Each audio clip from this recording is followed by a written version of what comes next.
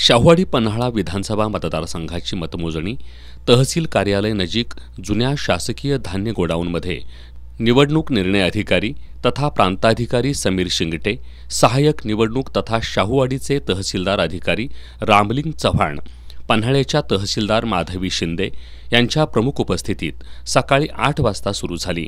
सुरुवातीला टपाली मतांची मोजणी करण्यात आली।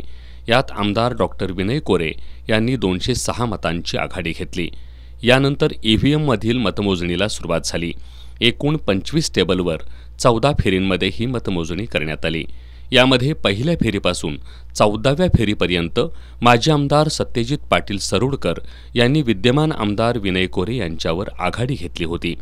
त्यामुळे चढाओढ होणार अशी स्थिती होती। मात्र पन्हाळा तालुक्यातील मतमोजणीला सुरुवात झाल्यानंतर माजी आमदार सत्यजित पाटील यांच्या मताधिक्यात घट झाली। विद्यमान आमदार विनय कोरे यांनी 15व्या फेरीपासून मताधिक्य घेण्यास सुरुवात केली। फेरीनिहाय कोरे यांचं मताधिक्य वाढतच गेलं। अखेर 25व्या फेरीअखेर कोरे यांनी 36,053 इतकं मताधिक्य घेत आपला विजय साकारला। सलग दुसऱ्यांदा आमदार होत विनय कोरे यांनी पुन्हा एकदा शाहूवाडी पन्हाळ्याच्या मतदारसंघावर आपलं निर्विवाद वर्चस्व सिद्ध केलं।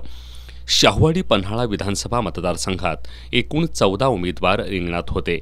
एकूण 2,41,987 मतदारांनी मतदानाचा हक्क बजावला होता।